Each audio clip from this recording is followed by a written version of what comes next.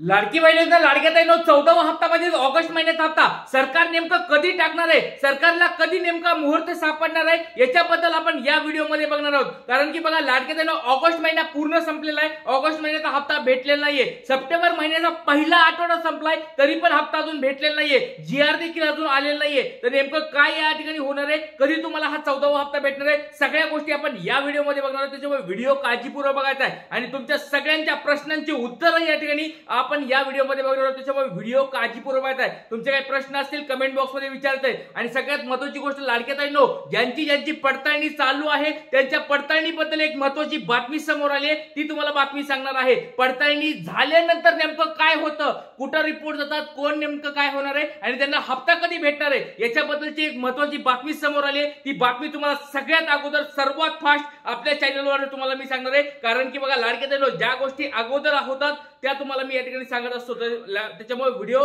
काळजीपूर्वक बघायचा आहे। चला वेळ न घालवता व्हिडिओला सुरुवात करूया। 14वा हप्ता म्हणजे ऑगस्ट महिन्याचा हप्ता आणि या हप्त्याची सगळ्यात जास्त लाडक्या ताई वाट बघत आहेत। कारण की एक महिना होऊन गेला, वरून एक आठवडा झाला तरी पण हप्त्याबद्दल अजून काहीच समोर आलेलं नाहीये। फक्त आदित्य तटकरे मॅडम काय बोललेले आहेत की लवकरच हप्ता वाटप होईल, पण अजून हप्ता वाटपाची काही डेट समोर आलेली नाहीये, जीआर समोर आलेली नाहीये, नेमकं पैसे कधी भेटणार आहेत। आणि एक लक्षात घ्या लाडक्या ताईंनो, पडताळणी खूप जोरात सुरू आहे। बऱ्याच लाडक्या ताईंच्या घरी जाऊन पडताळणी झाली आहे, बऱ्याच लाडक्या ताईंची फोनवर चौकशी झालेली आहे। मग याच्यानंतर या ठिकाणी लाडक्या ताईंनी विचारलं की सर या ठिकाणी पडताळणी आमची झाली, नेमकं काय होणार आहे पुढे। तर या ठिकाणी मी त्याच्याबद्दल चौकशी केली आणि बघा अंगणवाडी सेविका या ठिकाणी फोन करतात किंवा महिला व बालविकास अधिकारी यांच्या कार्यालयातून फोन येतात। त्यानंतर काय होत असतं बघा, तुमच्याकडून सगळी माहिती घेतली जाते आणि माहिती घेतल्यानंतर याद्या अपडेट करायचं काम चालू आहे। म्हणजे त्यांचे रिपोर्ट ते वरच्या लेवलला या ठिकाणी पाठवतात। समजा की अंगणवाडी सेविकांनी तुमची जर पडताळणी केली असेल, पडताळणी केल्यानंतर ते रिपोर्ट बनवतात, तुमच्या माहितीची सगळी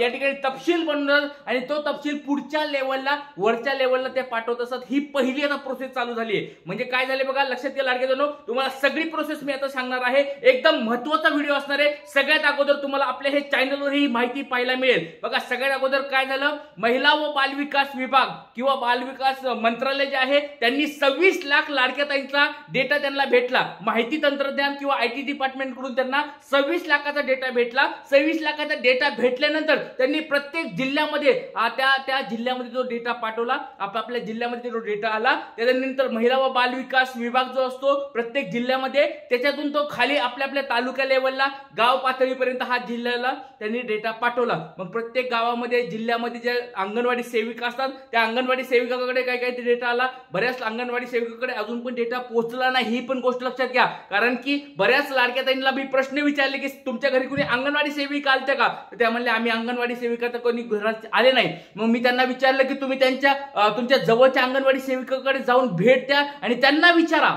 तर त्या म्हणल्या की त्यांना अंगणवाडी सेविकांना अजून माहितच नाहीये। अशा कोणी लाडक्या ताई आहेत का व्हिडिओ बघतात, त्यांच्या बरोबर पण हीच गोष्ट घडलीये। तुमच्या जवळच्या अंगणवाडी सेविकांना अजून माहितच नाहीये की नेमकं काय चालू आहे, प्रोसेस काय आहे, कुणाची तपासणी करायची, काय तपासणी करायची, याद्या काय आहेत, हे कोणालाच माहित नसेल तर कमेंट बॉक्समध्ये तुमचं नाव सांगायचं, जिल्हा सांगायचे आणि तुमच्या घरी अंगणवाडी सेविका आल्या होत्या का, त्यांनी काय प्रश्न विचारलेत पटपट कमेंट बॉक्समध्ये सांगायचं आहे। आणि लक्षात घ्या लाडक्या ताईंनो, एक महत्त्वाची बातमी लक्षात घ्या, आपण आतापर्यंत कुठं होतो बघा, तुमच्या अंगणवाडी सेविका तुमच्याकडे आल्या, काही आता अंगणवाडी सेविकांना माहिती आहे, जसं की मुंबई असेल, पुणे असेल, छत्रपती संभाजीनगर असेल, नागपूर असेल, अशा बऱ्याच जिल्ह्यामधल्या अंगणवाडी सेविकांनी काय केलं, चौकशी केली, या ठिकाणी तुमच्याकडून माहिती डिटेल्स घेतली, काय घरी जाऊन चेक केलं, काही लाडक्या त्यांनी काय केलं, फोनवरून चौकशी केली। मग आता याच्यानंतर त्यांनी तो डेटा घेतला।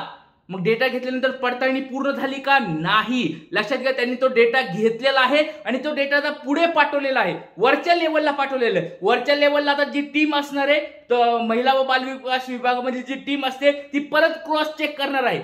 ही गोष्ट लक्षात घ्या लाडक्या ताईंनो, तुम्ही म्हणत असाल की सर आमची पडताळणी झाली आहे, बरेच लाडक्या ताई म्हणजे सर आमची अजून पडताळणी झाली नाही। तर ज्या वेळेस तुमची पडताळणी होते त्यावेळेस तो डेटा पुढे जाणार आहे महिला व बाल विकास विभागाकडे आणि तिथे जाऊन परत तो चेकिंग केला जाणार आहे। तो चेकिंग केल्यानंतर तुमच्या सगळ्या गोष्टी चेक केल्या जाणार आहेत की बाबा तुमच्या घरामध्ये किती लाडक्या ताई आहेत, दोन्ही विवाहित आहेत का, एक विवाहित आहे का, एक अविवाहित आहे का, मग जर तसं नसेल तर कोणत्या लाडक्या ताईचा हप्ता कमी करायचा आहे, या सगळ्या गोष्टी पुन्हा परत चेक होणार। तुम्हाला वाटत असेल की ही सगळ्या गोष्टी सोप्या आहेत, याला खूप वेळ लागणार आहे लाडक्या बहिणी, त्याच्यामुळे तुमचा लाडक्या बहिणीचा हप्ता या ठिकाणी पुढे पुढे जाण्याचं कारण हे समोर येतात की पडताळणी झालेली नाहीये, आणि पडताळणी झाली नसेल तर तुम्हाला हप्ता पण भेटणार नाहीये. तुम्हाला मी आधीच क्लिअर केलेलं आहे, 2 आठवड्यापूर्वीच तुम्हाला मी क्लिअर केलेलं आहे लाडक्या बहिणींनो, तुम्हाला 14वा हप्ता भेटणार नाही. 12वा 13वा जर हप्ता भेटला असेल आणि तुमची पडताळणी जर झाली नसेल तर तुम्हाला या ठिकाणी 14वा हप्ता भेटणार नाही नाही आणि नाही. जर तुम्ही विचारत असाल की सर मग काय करायचं आम्ही, तर लक्षात घ्या लाडक्या बहिणींनो, लवकरात लवकर तुमच्या अंगणवाडी सेविका, जवळच्या अंगणवाडी सेविकांना भेट द्यायची आहे. त्या जर म्हणत असतील की आम्हाला माहित नाहीये काही, तर त्यांना विचारायचं की तुमचे वरचे साहेब कोण आहेत, ते त्यांच्याकडे जाऊन चौकशी करायचे. तहसील ऑफिसमध्ये किंवा तुमचे या ठिकाणी कलेक्टर ऑफिस असतं, त्या ठिकाणी महिला व बालविकास विभाग असतो, किंवा तिथं जर सेपरेट कोणत्या जिल्ह्यामध्ये महिला व बालविकास विभाग असेल तिथं जाऊन तुम्हाला लवकरात लवकर तुमची तपासणी करायची आहे. आणि त्याच्यानंतर तुम्हाला लवकरात लवकर तपासणी केल्यानंतर रिपोर्ट पुढे जातील आणि त्याच्यानंतर तुमच्या याद्यामध्ये नाव येईल. जेवढं लवकर तुम्ही ह्या गोष्टी करताल तेवढं लवकर तुम्हाला हप्ता भेटणार आहे लाडक्या बहिणींनो. त्याच्यामुळे आपले जे व्हिडिओ असतात काळजीपूर्वक बघायचा, कारण की आपण ज्या गोष्टी सांगतो तुम्हाला या ठिकाणी खूप फायदेशीर त्या गोष्टी असतात. बऱ्याच लाडक्या ताईंना या ठिकाणी खूप फायदा झालेला आहे, त्याच्यामुळे आपण ज्या गोष्टी सांगतो त्या व्यवस्थित काळजीपूर्वक बघायचा. आता एक काही प्रश्न लाडक्या ताईंचे आलेले, ते प्रश्न काही घेतोय मी अगोदर आणि त्याच्यानंतर तुम्हाला बाकीच्या गोष्टी सांगणार आहे. चला अगोदर या ठिकाणी बघू शकतात, हे बघा लाडक्या बहिणीचे या ठिकाणी लाडक्या बहिणी काय काय म्हणजे ज्या अंगणवाडी सेविका आहेत ते काय काय चेक करतात हे पण तुम्हाला मी प्रश्न उत्तर आहे ते दाखवतो, उद्याच्या लेक्चरला दाखवतो. कारण आता काही थोड्या कमेंट्स घ्यायचे, त्या कमेंट्स खूप महत्वाच्या आहेत, त्या कमेंट्स तुम्हाला या ठिकाणी मी दाखवणार आहे. बघा पहिली कमेंट आहे, सर आमचा तुम्हाला पूर्ण सपोर्ट आहे, 3000 वाटप झालं पाहिजे. बघा लाडक्या बहिणींनो, सप्टेंबर महिना आता सुरू झालाय, 1 आठवडा संपलाय, ऑगस्ट महिना या ठिकाणी पूर्ण संपलाय, आता 1-1.5 महिन्याचा गॅप पडायला लागलाय. तुम्हाला सगळ्याला माहिती आहे 1-1.5 महिन्याचा अजून पेमेंट आलेलं नाही आपलं. तर यावेळेस आपल्या सगळ्यांची एकच मागणी असणार आहे, ते म्हणजे ऑगस्ट महिन्याचा हप्ता, सप्टेंबर महिन्याचा हप्ता एकत्र टाकावा आणि त्याचा GR यांनी या ठिकाणी लवकरात लवकर पब्लिश करावा. लवकरात लवकर तो GR 1 महिन्याचा हप्ता वाटप नको, आम्हाला 2 महिन्याचे हप्ता एकत्र पाहिजेत. ऑगस्ट महिना आणि सप्टेंबर महिना 3000 रुपये आमच्या अकाउंटला यावेत. या ठिकाणी तुम्ही सगळ्यांनी सपोर्ट करायचा आहे. त्याच्यानंतर बघा, हो सर मला पण पैशाची खूप गरज आहे, 2 महिन्याचे मिळाले पाहिजेत, पाठिंबा आहे. थँक्यू व्हेरी मच, सर्वांचे खूप खूप धन्यवाद, कारण की सगळ्यांनी खूप पाठिंबा दिलेला आहे, खूप छान सपोर्ट करत आहेत. पण काही काही वाईट पण कमेंट करत आहेत, त्याच्याबद्दल आपण या ठिकाणी काही जास्त बोलणार नाहीत. कारण की बघा 100 लोक चांगले असतील, 10 लोक या ठिकाणी वाईट कमेंट करणारे असतात, त्याच्यामुळे त्या लोकांकडे आपण दुर्लक्ष केलं पाहिजे. चला त्याच्यानंतर बघा, संतोष चव्हाण यांनी खूप छान कमेंट्स केले, ती कमेंट्स मी तुम्हाला नक्कीच वाचून दाखवणार आहे. संतोष चव्हाण सर खूप धन्यवाद. बघा, सरकारने लाडकी बहीण योजनेमध्ये पूर्ण वर्षाचे 18,000 टाकले पाहिजेत. कळकळीची विनंती आहे भाऊला, भाऊचं सरकार ऐकतं, भाऊचं पॉवर लय मोठी आहे.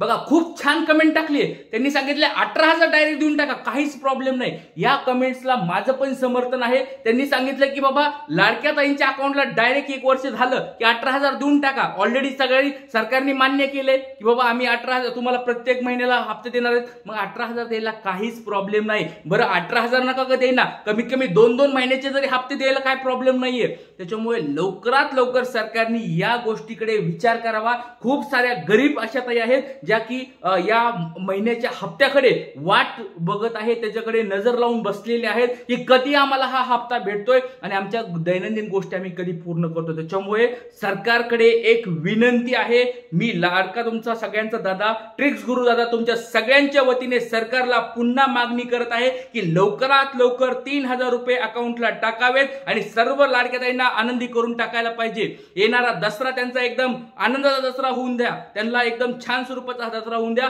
असे मी सरकारकडे मागणी करत आहे. आणि हा व्हिडिओ जास्तीत जास्त शेअर करायचा आहे, व्हॉट्सअपच्या स्टेटसला ठेवायचा आहे, व्हॉट्सअपच्या ग्रुपला ठेवायचा आहे, जिकडे वाटेल तुम्हाला तिकडे तो ग्रुपला शेअर करून जास्तीत जास्त व्हिडिओ व्हायरल करायचा आहे. ही जिम्मेदारी मी तुमच्यावर टाकतो लाडक्या ताईंनो, त्याच्यामुळे जास्तीत जास्त हा व्हिडिओ शेअर करा. इथे थांबतो. जय हिंद, जय महाराष्ट्र, जय शिवराय.